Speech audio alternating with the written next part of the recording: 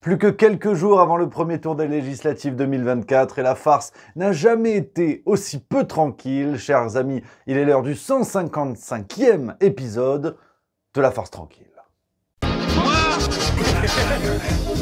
Excusez-vous. Mais cet homme est ahurissant. Porte-parole du gouvernement. Ce que vous venez de faire, c'est super. Les copains, les copines, j'espère que vous allez bien, que vous êtes en pleine forme pour ce nouveau rendez-vous, ce nouvel épisode de La Farce Tranquille. Vous savez, votre émission politique tous les mercredis à 18 h, c'est le rendez-vous. Vous êtes de plus en plus nombreux. Merci à vous les amis. N'hésitez pas à partager la vidéo autour de vous. C'est toujours un coup de pouce important. On voit dans les commentaires des petits nouveaux qui disent « Tiens, ça a l'air sympa ici. Moi aussi, j'en peux plus. » Qu'ils aillent tous se faire cuire le cul. Donc, n'hésitez pas à faire que la famille juste milieu s'agrandisse. Et vous pouvez également vous abonner si vous le souhaitez, si ça n'est pas encore fait. Attention, je vous vois. Alors les amis, beaucoup de choses cette semaine, vous vous en doutez, ça ne s'arrête pas, c'est tous les jours de nouvelles dingueries, de nouvelles folies, et vous l'avez vu sûrement sur les derniers épisodes de La Farce Tranquille, on laisse de plus en plus de place à l'analyse pour éviter en fait l'amoncellement sans aucun sens de séquences et de déclarations complètement dingues, de positions politiques dont on sait tout le fait qu'elles soient périmées très rapidement, c'est-à-dire qu'aujourd'hui tout le monde est copain ou ennemi ou le fascisme ou je sais pas quoi, mais en fait dans 2 semaines on n'en parle plus parce que tout le monde aura eu son poste de député, donc c'est un petit peu la nouvelle mouture de La Farce Tranquille. Et les amis, on attaque l'épisode d'une manière un petit peu différente cette semaine parce que, vous le savez, on en a parlé ces derniers jours, mon premier livre politique est sorti il y a un peu moins d'1 semaine et c'est déjà un raz-de-marée grâce à vous les amis. On est à plus de 1000 exemplaires vendus. Pour tout vous dire, ça y est, on envisage déjà une 2e réimpression du livre, donc c'est complètement zinzin les amis, ça n'est que le début, avec cette question que l'on doit imposer sur les réseaux sociaux, que l'on doit imposer au système médiatique. Emmanuel Macron est-il fasciste? Ça suffit de reprocher tout ça à tous les autres partis pour faire peur et pour sortir l'éternel épouvantail, du barrage au fascisme, alors que on n'arrive pas à voir ces germes fascistes qui poussent sous nos yeux depuis 7 ans maintenant. Donc, si vous voulez commander votre exemplaire, les amis, papier ou numérique, lien en description, je compte sur vous, c'est que le début, et relayez ce livre si ça vous intéresse avec le hashtag Macron fasciste, on va bien les faire chier. Alors on va attaquer les copains avec toutes les séquences de la semaine, des séquences complètement dingues et de manière un petit peu générale, retour au réel pour pas mal de gens, y compris Gabriel Attal qui était en déplacement au Mans le 20 juin et ça ne s'est pas passé comme prévu.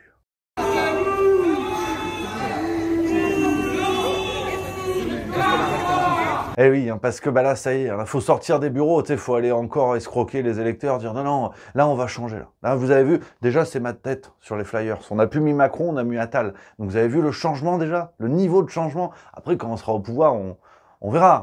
Mais là, on déconne plus, donc il faut continuer l'escroquerie. Alors, le problème, c'est que ce retour au réel n'est pas pour tout le monde. On a des irrésistibles Gaulois. Alors, on a Emmanuel Macron, si vous voulez, qui est toujours sur Macronus 2000, c'est-à-dire que c'est une galaxie qui n'est pas la nôtre. Il a fait un discours pour la fête de la musique à l'Élysée le 21 juin. Même le mot lunaire a honte d'être utilisé dans ce contexte. Il n'y a pas de démocratie qui tienne ou de politique qui tienne sans le peuple. Et j'entends, il y a plein de gens qui voudraient dissoudre le peuple. Non. Il y a plein de gens qui voudraient gouverner malgré le peuple. Non. Moi, j'ai confiance dans le peuple français. Son intelligence, sa force. Il y a plein de différences et de différences respectables. Il y a plein de femmes et d'hommes qui auront à gouverner ensemble, quelles que soient leurs différences. Et puis sinon, on avait également Gilbert Montagné qui a chanté à la fête de la musique à l'Élysée. Allons enfants de la patrie, le jour de gloire est arrivé. Ouais, non, là par contre, j'ai pas de blague. Mais des blagues, j'espère que j'en aurai les copains du sud de la France. Je vous donne rendez-vous le 11 juillet, nouvelle date de spectacle à Fréjus, les copains au cinéma Vox. On va se régaler, ça va sentir les vacances. Donc le spectacle Zinzin débarque dans le sud. Si vous êtes dans le secteur, n'hésitez pas, on a déjà dépassé la moitié des places vendues. Ça va aller vite, lien en description. On va se retrouver, ça va être du bonheur. Alors, on va y aller partie par partie, les amis. Je vous l'ai dit, la bagarre des législatives fait rage en ce moment. Alors, On parlait de perte de contact avec le réel, on a aussi la déconnexion. Et dans la catégorie cette semaine, la pompe à vélo d'or n'est autre que Sylvain Maillard, donc homme de la majorité présidentielle, enfin feu majorité, enfin d'ailleurs il n'y a jamais eu de majorité. Sur BFM TV le 21 juin, il nous dit « Le Français moyen gagne 4 300 €. C'est pas vrai. Moyen, 4 300 €. C'est invraisemblable. Oui. Et puis vivant couple, enfin, c'est beaucoup plus compliqué. Un Français moyen, 4 300 €. Ce qui est vrai, c'est qu'une économie a besoin de locomotives. 4 300 €. Oui, voilà, vous êtes élu de Paris, ça m'étonne pas. Pourquoi pas? Non, mais je veux dire, pourquoi pas? Quand tu fais partie d'un groupe présidentiel qui dit n'importe quoi jour après jour, c'est pas une olive en plus dans la tapenade qui va changer le goût. Donc, je trouve qu'il a raison. Moi, si j'avais été lui, j'aurais dit le Français moyen gagne 100 000 €. Voilà. Parce que c'est n'importe quoi, mais c'est drôle. 4 300, tu sais pas s'il est juste à côté de ses pompes ou il est con, tu vois. Donc c'est pour ça que c'est important d'être là-dessus. Alors on continue, tu as également Laure Miller, députée sortante de la Marne, toujours à LREM. Alors elle nous a expliqué que tu es dans les chiffres d'attaque au couteau qui explosent en France. 120 par jour, c'est monstrueux, tu vois. Elle a dit, en fait, ça compte... Non, j'ose pas vous le dire, écoute. 120 attaques au couteau par jour, à un moment donné, il va falloir assumer ça votre prend en bilan. compte les gens qui se coupent avec leur couteau quand ils cuisinent. Non, mais vraiment. Bien sûr. Vraiment. Non, mais Ouais, voilà. Les gens qui se blessent en faisant de la cuisine, d'après elle, la police compte comme attaque au couteau. Si c'était pas si grave, ce serait drôle. Je suis bien d'accord avec la grosse. Et puis sinon, Éric Dupond-Moretti, toujours dans son respect des femmes, on le sait, on sent que c'est vraiment le point fort, la lutte contre les violences faites aux femmes, c'est la grande cause du quinquennat, nous a dit Macron. T'as Sarah El Haïry, c'est qu'un a marre, parce que les journalistes qui arrivent, qui disent ouais, vous êtes nuls, répondez à la question et tout. Et l'autre, elle veut un peu montrer qu'elle a du courage, tu vois. Ça changera de toutes les trompettes qu'elle a autour d'elle dans le gouvernement, tu vois. Avec des attaques sur les radars de dissuasion stratégique.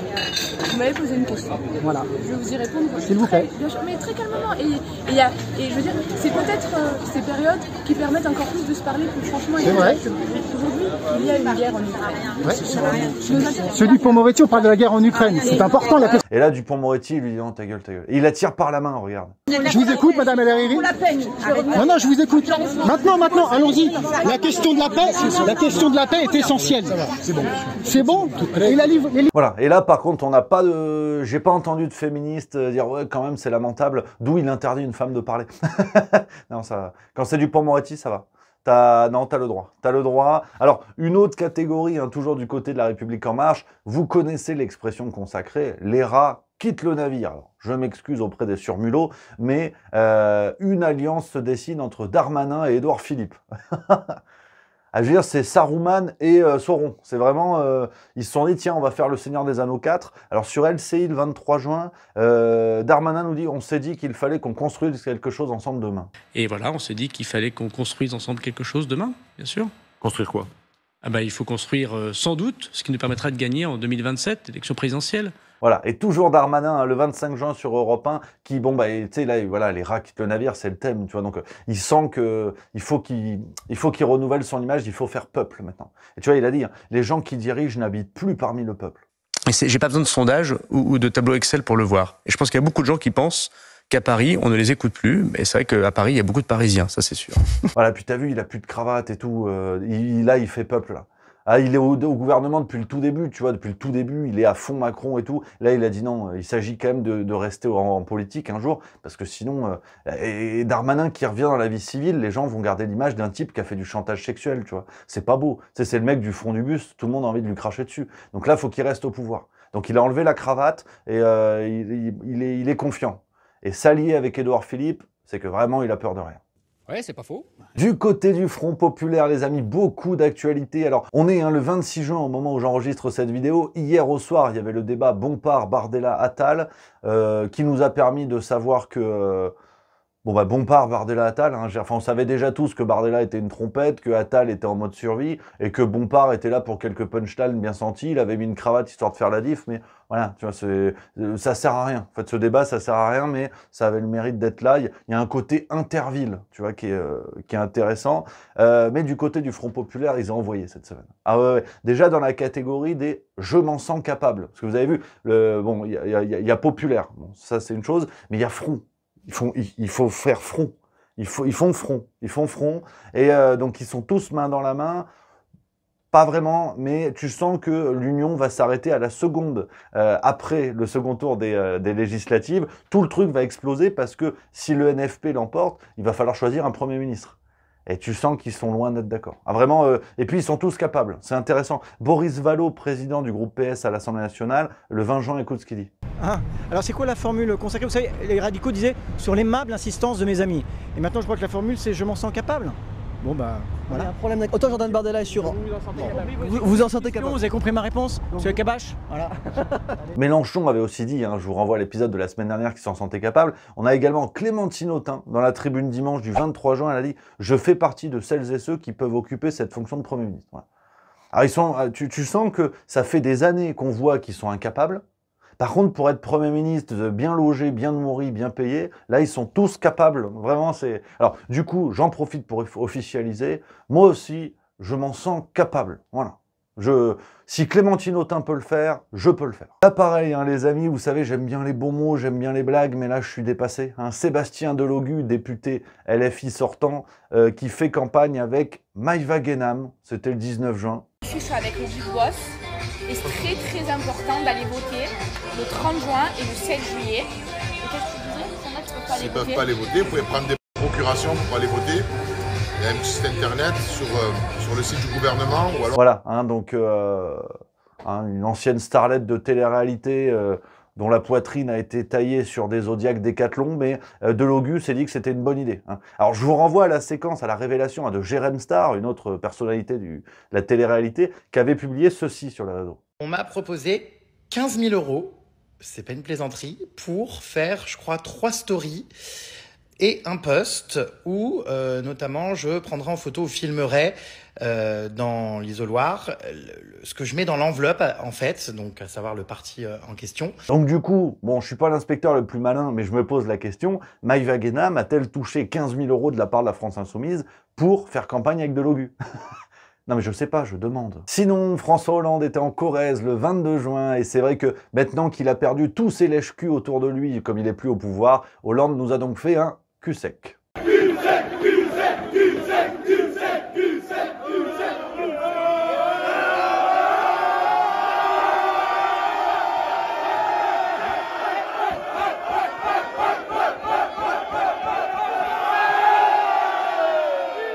On parlait de retour au réel tout à l'heure, hein, parce que c'est vrai que nouveau Front Populaire, faut quand même en parler 2 minutes. T'as eu des investitures qui sont solides, hein. Déjà celle d'Aurélien Rousseau, ancien ministre de la Santé, qui a directement travaillé sur le projet de réforme des retraites, et qui intègre le nouveau Front Populaire qui veut retirer la réforme des retraites. Non, c'est pas une blague. Non, non, c'est tout à fait sérieux. Et là encore, alors, bah, le problème, c'est qu'Aurélien Rousseau, il va sur le terrain. Parce qu'à un moment donné, il faut serrer la main des ploucs, des gueux, tu vois. Et ben les gueux, ils ont de la mémoire. C'est ça le problème.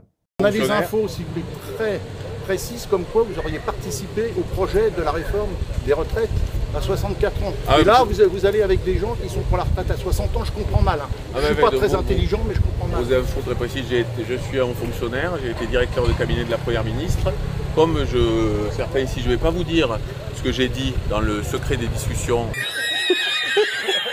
En parlant de mémoire, Mathilde Panot, hein, apparemment a confondu Léon de Bruxelles et Léon Blum. Hein, elle s'est fait rattraper au callback par Benjamin Duhamel, c'était sur BFM le 21 juin. Attention, malaise. Il parlait de l'expérience parlementaire que nous avons, que Blum n'avait pas à l'époque. Ah, attendez, et je le dis juste parce Léon que... Blum avait été patron du groupe SFIO à l'Assemblée entre 1919 et 1936.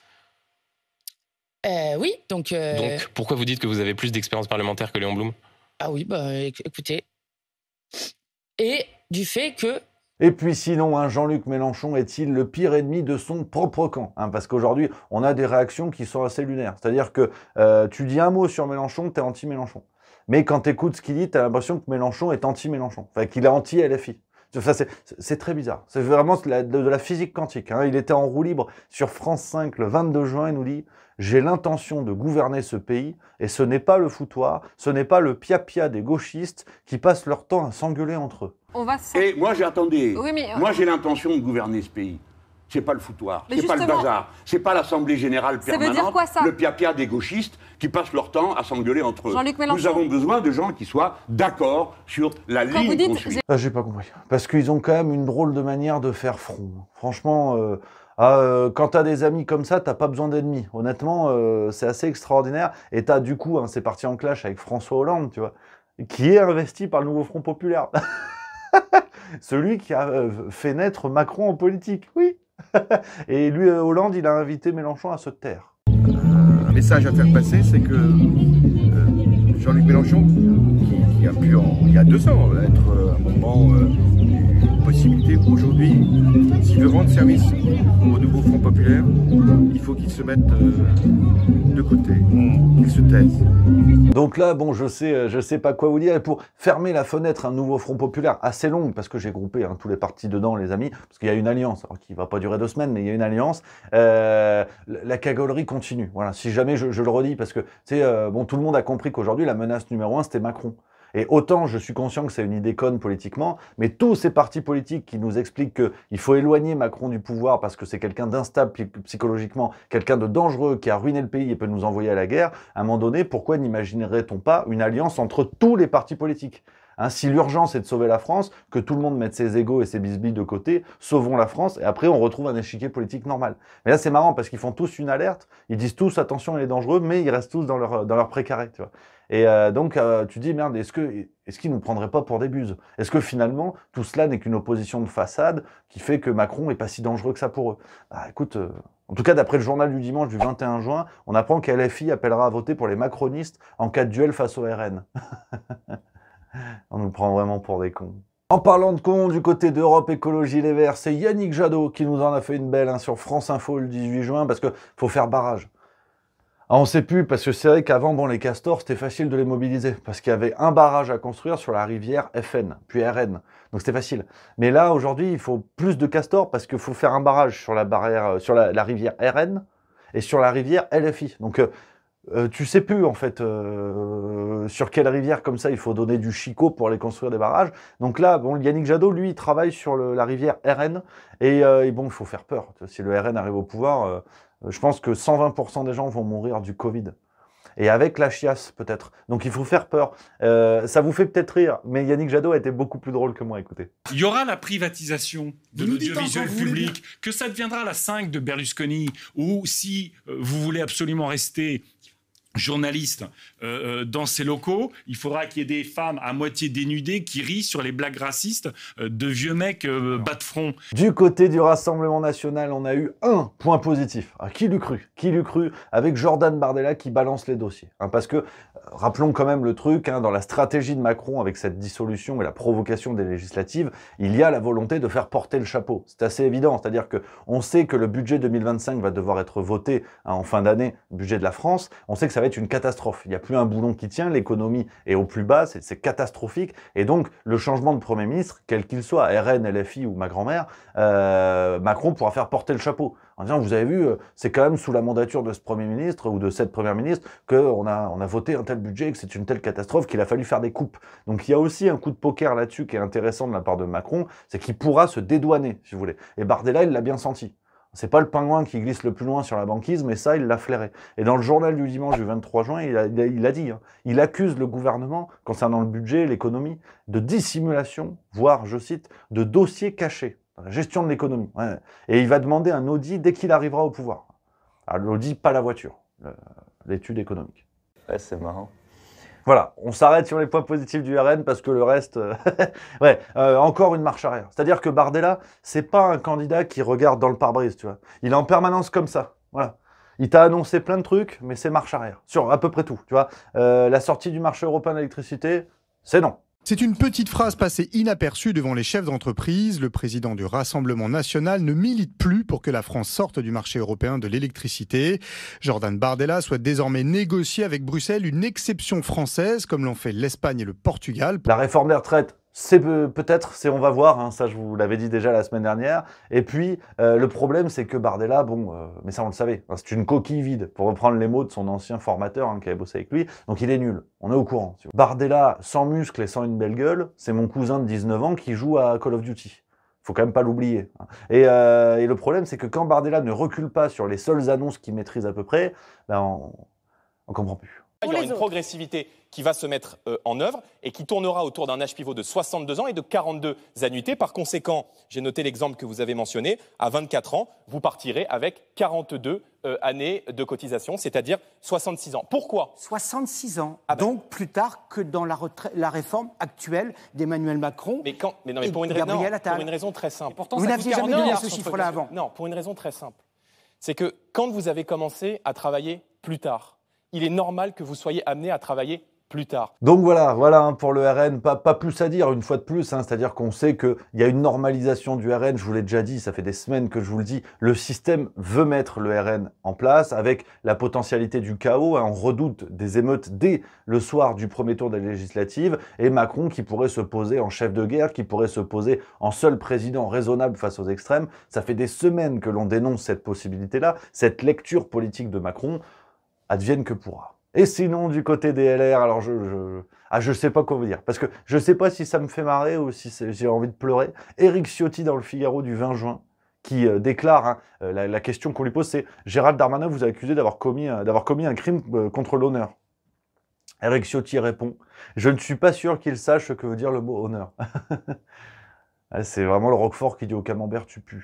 Alors, les amis, quelques mots d'analyse assez rapidement parce qu'on ne fait que radoter. Maintenant, j'ai hâte du prochain épisode pour avoir les résultats sous la main et pouvoir un peu analyser différemment, voir ce qui se sera passé depuis parce qu'on va au-devant de nombreux événements peut-être graves, donc affaire à suivre. Mais comme je vous le disais à l'instant, cette histoire de législative est un coup qui vient de loin. En vérité, on le devine aujourd'hui, les européennes n'ont pas du tout été un déclencheur. Emmanuel Macron avait prévu son coup de longue date. La France entre dans une phase très particulière avec ce budget à voter qui va évidemment entraîner des coupes drastiques parce que le budget va être catastrophique, la situation économique est catastrophique. On arrive en période de Jeux Olympiques où le monde entier va avoir les yeux rivés sur notre pays. Et donc, pour Emmanuel Macron, les enjeux sont clairs. Il doit se poser comme le seul président raisonnable, la seule personnalité à même de gérer le pays et de le sortir du chaos. Donc la provocation de ces législatives, dans ce timing très bien senti, va faire que nous risquons d'avoir des émeutes assez terribles si le RN l'emporte comme le système l'a prévu. Et donc le monde entier, à l'approche des JO, va regarder la France et va se dire « Mais mon Dieu, rendez-nous Macron, parce que à moins avec lui, c'était de la merde, mais les voitures brûlaient pas. » Enfin, pas tout le temps. Donc on arrive vraiment dans cette phase-là. Macron est en train d'installer plus que jamais une politique tripartite avec le nouveau Front populaire et ce qu'il en restera une fois les législatives passées, c'est-à-dire, comme le dit Pierre-Yves Rougeron, la notion de flotteur gauche avec le PS ressuscité et tout ça. Mais la France insoumise mourra de ses dissensions, du boulard de Mélenchon, de son incapacité à se structurer dans le temps. Et il y aura le flotteur droit d'une extrême droite définitivement normalisé et où on a compris aujourd'hui que Jordan Bardella n'est qu'un Gabriel Attal avec 6 mois de plus chez Basic Fit. Et Macron pourra jouer là-dessus avec en vérité des partis qui défendent les mêmes choses que lui concernant l'Europe, concernant l'OTAN, concernant l'Ukraine, concernant ces grands sujets importants. Et la ligne économique de toute façon devra être la même sous la pression justement de l'Union européenne qui exigera des garanties qui ne laisseront aucune latitude à tous les partis quels qu'ils soient. Ça me dérange pas, moi j'aime bien. Donc voilà les amis pour cet épisode, mais on ne va pas se quitter comme ça, on continue avec les pépites de la semaine. Petite leçon de mépris en direct sur France TV, ça fait toujours du bien.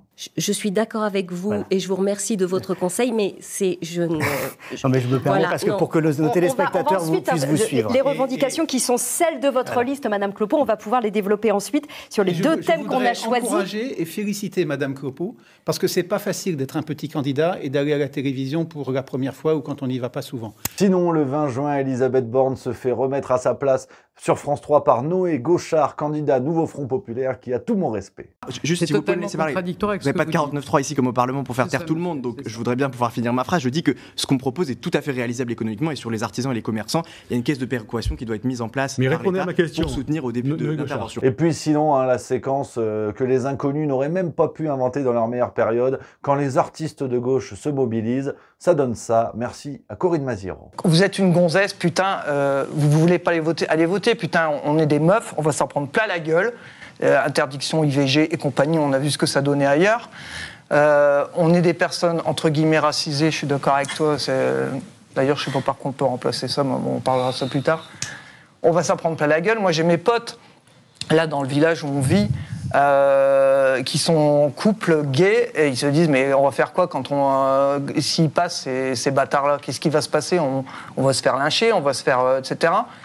Ça a l'air con comme ça. Et puis enfin, hein, sur TikTok, un papy Mélenchon teste les réseaux sociaux, le missile envoyé à Manon Aubry, et le pire, c'est que je crois qu'il s'en est même pas rendu compte. Regardez sur qui je suis tombée. Vous le connaissez, lui? Elle n'est pas tombée dessus, hein, parce que sinon je ne me relève pas. Hein. Oh, je suis lourde.